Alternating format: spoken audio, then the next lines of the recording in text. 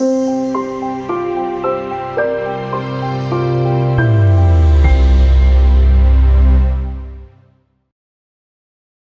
me habían dicho que no hable después de Pablo. Ya dijo varias cosas de las que yo iba a decir, o sea que lo bueno ya lo dijo y lo que no dijo mejor no lo digo porque no debe ser bueno. Agradezco a los organizadores y en particular a mi colega, el padre Casarotti, la invitación a participar de este evento y compartir con los distinguidos compañeros de panel esta oportunidad de intercambiar opiniones sobre este tema trascendente para la vida nacional. Creo que es un evento positivo en la línea de fomentar el diálogo, el conocimiento mutuo y la reflexión colaborativa y también auspiciar la diversidad. En cuanto a diversidad, no puedo competir con el padre Casarotti, que tiene un tío que vive en un kibutz. Pero bueno, yo asistí a una universidad laica, después hice mi posgrado en una universidad cristiana y ahora soy rector de una universidad judía. Así que tengo una multiplicidad de perspectivas que algo me permite aportar. Este evento en general creo que es una iniciativa interesante. Estuve leyendo una pastoral del Papa Benedicto de 2010, donde decía algo que yo pensé muchas veces, que él decía: Internet debería ser un atrio de los gentiles global, que me imagino que está en la raíz de esta iniciativa, que no es digital, es física, pero conceptualmente me imagino que esa es la raíz. Muchos tuvimos la tentación de pensar que Internet iba a ser un atrio de los gentiles global.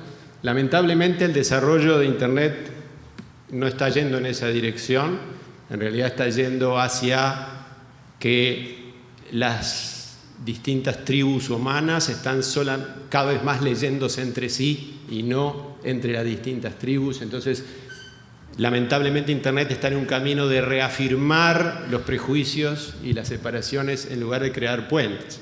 Y las universidades, en eso creo que tenemos una responsabilidad de tratar de ir en contra de esa corriente perjudicial, en mi opinión. Sobre la libertad de educación y por supuesto sobre las amenazas a la libertad de educación, porque cuando hablamos en general de conceptos como estos estamos pensando en las amenazas que tienen. Tenemos que tener cuidado de no correr el riesgo siempre de estar pensando en los enemigos de ayer. A veces venimos con la inercia de pensar que las amenazas a la libertad de educación van a venir otra vez de sectores teocráticos, otra vez de sectores totalitarios de gobierno, otra vez de dictaduras, cuando en muchos casos hoy las amenazas a la libertad de educación son otras en la vida diaria. Hace pocos meses estuve en París y fui a hacer algo sumamente de rutina. Fui a una universidad, colegio técnico, Francia, a estudiar un proyecto sobre algo que le interesa al Uruguay, que es cómo formar técnicos para mantenimiento de granjas eólicas, porque estamos construyendo mucho de estas hélices, pero no hay nadie para mantenerlas. Entonces fui a ver ese programa. Un liceo común y corriente en París, un colegio técnico común y corriente, con gente del Ministerio de Educación de Francia, etc. Y cuando llegamos a la puerta del colegio, había 3 señores con traje camuflado, fusiles M16, 3 integrantes del ejército. No era la policía, era ejército francés. En la puerta, 3 personas. Para entrar al liceo, el mismo procedimiento que un aeropuerto. Rayos X, ventana blindada. Claro, esto era después de lo que pasó en enero, ¿no? En el supermercado Cayeri, lo que pasó con la revista. Cuando entré al liceo, entre paréntesis, el programa que me mostraron espectacular, vamos a hacer lo posible para traerlo a Uruguay, pero cuando fuimos al recreo, al patio del liceo, liceo común y corriente, un colegio, un patio, en el patio había una carpa. Digo, ¿qué es esta carpa? Y dice, ahí duermen los militares. Había un bivouac, un campamento, duermen ahí las 24 horas, los 7 días de la semana. O sea, cuando estamos hablando que un colegio técnico necesita guardia de la infantería francesa y donde hay una carpa, y donde en lugar de estar los alumnos tomando, bueno, mate ahí no toma, pero tomando cortado, yo qué sé, Coca-Cola, hay una carpa y bueno, y están los militares con lo que llevan los militares, cajas de municiones, radios que se escuchaban, en fin, y bueno, entonces las amenazas a la libertad de educación hay que siempre tener cuidado de no estar estacionados en lo que eran los enemigos del pasado. Hoy para mí es una oportunidad de aprendizaje. Visité Jerusalén una cantidad de veces, visité lo que queda del templo una cantidad de veces, pero nunca había escuchado del atrio de los gentiles, así que le agradezco a los organizadores porque aprendí algo, realmente es muy interesante. La libertad de educación no es un concepto unitario.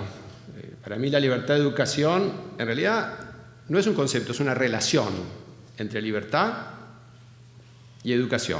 Es una relación simbiótica. Es más, entre libertad y educación hay fricción. Y si no entendemos la fricción que hay entre ellos, no la podemos manejar con transparencia y sinceridad. Si miramos de cerca y miramos de frente los conflictos entre estos dos valores que existen, es cuando mejor podemos arrojar luz sobre las opciones éticas de la sociedad. Si ignoramos, si pensamos que es un solo valor integrado, no estamos mirando con honestidad las opciones éticas que realmente tenemos que tomar. La persona debe ser libre para aprender. Creo que la libertad de demanda que decía Pablo. Pero también tiene que aprender para ser libre. El ignorante no puede ser libre. Por eso los regímenes totalitarios buscan y buscaron a lo largo de toda la vida que la gente sea ignorante. Una sociedad libre debe ser una sociedad educada, pero una sociedad educada reclama ser libre. Estos creo que son los conceptos que en el comienzo del siglo XXI nos tienen que preocupar. Nosotros decimos, no hay educación sin libertad, pero ese concepto es problemático. En la Alemania nazi, donde la libertad era nula, las universidades eran las mejores del mundo. Las mejores universidades del mundo eran las que cosechaban más premios Nobel, los catedráticos más importantes, con los descubrimientos no solamente en ciencia y tecnología, sino en filosofía, en literatura, en artes, estaban en las universidades nazis. Entonces, ¿qué nos dice eso sobre educación y libertad? Yo escribí un texto donde recogí una opinión de un catedrático de Heidelberg, que fue el que diseñó las cámaras de gas, catedrático de química. Decía, dígame, ¿por qué hizo esto? ¿Usted sabía para qué era que estaba diseñando? Y dijo, sí, yo sabía. Sabía, tuve que ir, probar, matamos gente como plan piloto, todo. Prototipo. Sí, bueno, ¿por qué lo hizo? ¿Lo amenazaron? No, tenía un contrato.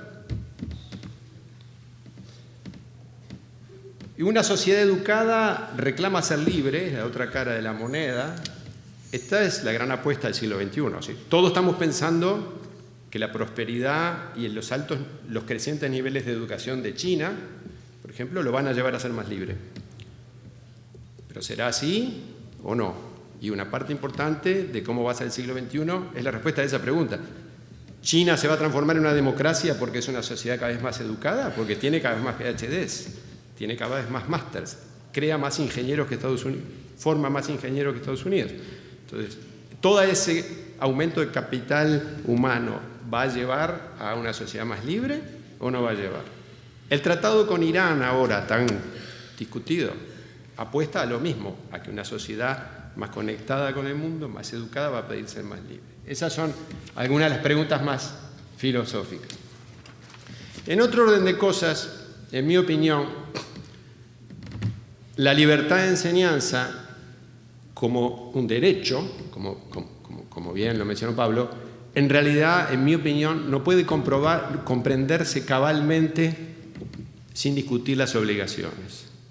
No puede haber derechos sin obligaciones. Son dos caras. En el contrato social, los derechos y las obligaciones son dos caras de la misma moneda. Y en muchos casos, creo yo, los latinoamericanos vemos una sola cara de la moneda. En particular, no existe libertad de enseñanza sin obligación de enseñar. Y la obligación de enseñar es el derecho de aprender. Los líderes tienen que garantizar que la sociedad cumpla no con el derecho de enseñanza que está en la Constitución, con la obligación de enseñar. Los líderes, en muchos casos, están fallando en que se cumpla la obligación que tiene el Estado de enseñar a su población. Los padres tienen que tener la obligación de enseñar. Los tiempos que necesitan los hijos, la sustitución de los objetos por el tiempo y la relación íntima con los hijos, todos esos son amenazas a la obligación de enseñar.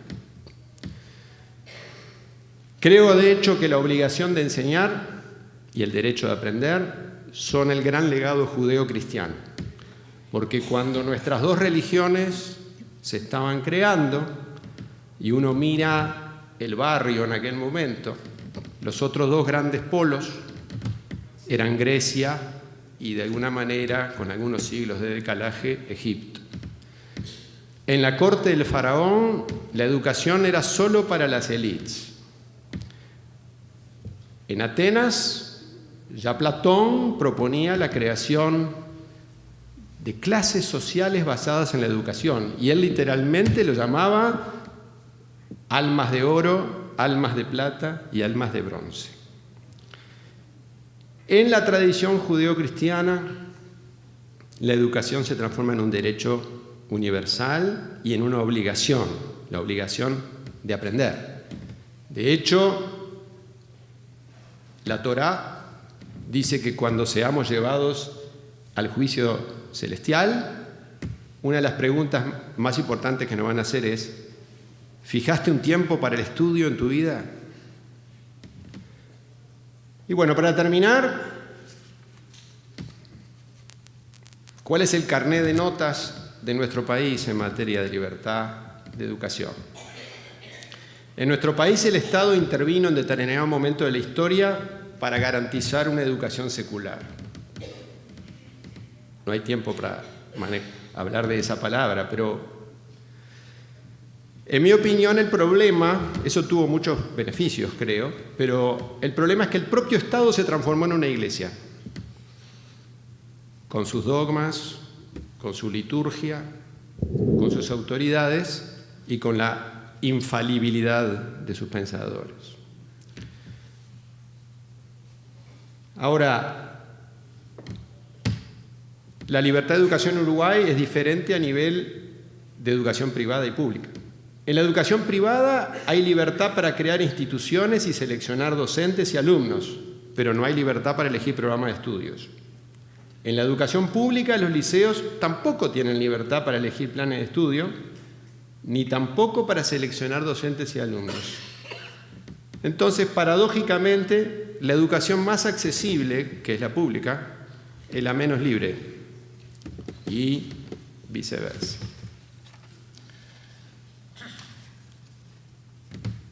Para terminar, una referencia a los límites que ya mencionó Pablo a la libertad de enseñanza. ¿Existen límites legítimos a la libertad de enseñanza? En mi opinión, sí. Uno es la regulación de calidad. Creo que hay un derecho legítimo de la sociedad a veces instrumentada a través del Estado, a veces por otros instrumentos, hay un derecho legítimo a asegurar que las personas no son engañadas, sea que paguen o no paguen, porque si van a una institución pública no pagan, pero dedican su tiempo, y el tiempo nadie se los puede devolver. 4 años perdidos en una educación de mala calidad, no importa si no la pagó. Invirtió algo más importante, que el tiempo de su vida, que nadie se lo va a poder devolver. Entonces, la regulación de calidad, y esto es lo mismo. Creo que otro límite legítimo es combatir la enseñanza de mitos, de prejuicios y de discriminación. Si hay instituciones, que en Uruguay creo que no hay, pero en otros países hay, que se dedican a enseñar mitos y discriminación y racismo y prejuicios, yo creo que no tienen derecho a eso. Como dijo el profesor de Harvard, Patrick Moynihan, decía, cada uno tiene derecho a sus opiniones, pero no cada uno tiene derecho a sus hechos. Los hechos son hechos. Las opiniones son opiniones. Esto es una discusión cuando estaba en Oxford, teníamos muchas horas para discutir estas cosas y bueno, cuando tuvimos una discusión justamente sobre el tema, me acuerdo largas discusiones sobre el tema de si los padres tienen que tener el derecho irrestricto de elegir la educación de los hijos, incluyendo la educación en su casa, por ejemplo, en lugar de llevarlo al liceo, a la escuela. Y bueno, había varias discusiones, en fin, muchas posiciones, y entonces los alumnos estábamos ahí en el doctorado en educación, decidimos que como no nos podíamos poner de acuerdo, dijimos, vamos a consultar a Dios. En el contexto ese, Dios quería decir Isaías Berlin, que es el profesor, murió lamentablemente, era el profesor titular de filosofía en All Souls. Entonces, bueno, fuimos en nuestras bicicletas a verlo, nos recibió como siempre, para mí uno de los pensadores más importantes del siglo XX, y le planteamos el problema. Entonces dijimos, si los padres quieren a los hijos enseñarle que Darwin es una mentira, y yo qué sé, en fin, o que se quede en su casa, o los Amish en Estados Unidos que quieren que los hijos se queden en su casa porque tienen determinados valores, o lo que fuera, es una limitación a la libertad de los padres que el Estado les obligue a vacunarse, a transferir sangre o a ir a la escuela. Y bueno, entonces lo que él nos contestó, dijo lo que yo decía al principio, hay que entender que la libertad de educación no es un concepto unitario, son dos conceptos, es libertad y es educación, y son dos valores que pueden chocar, y en este caso nos dijo él, chocan. Y entonces él dijo, mi opinión personal es que hay casos en que la libertad de los padres hay que limitarla pensando en la libertad de los hijos en el futuro. Dijo, pero lo importante es aceptar que se está limitando la libertad de unos para favorecer la libertad de otros. Y nos dijo, bueno, una famosa frase que la dijo muchas veces, que dijo, la libertad de los lobos es la muerte de los corderos. Dijo, es una famosa frase de Isaías Berlin. Así que bueno, muchísimas gracias a ustedes.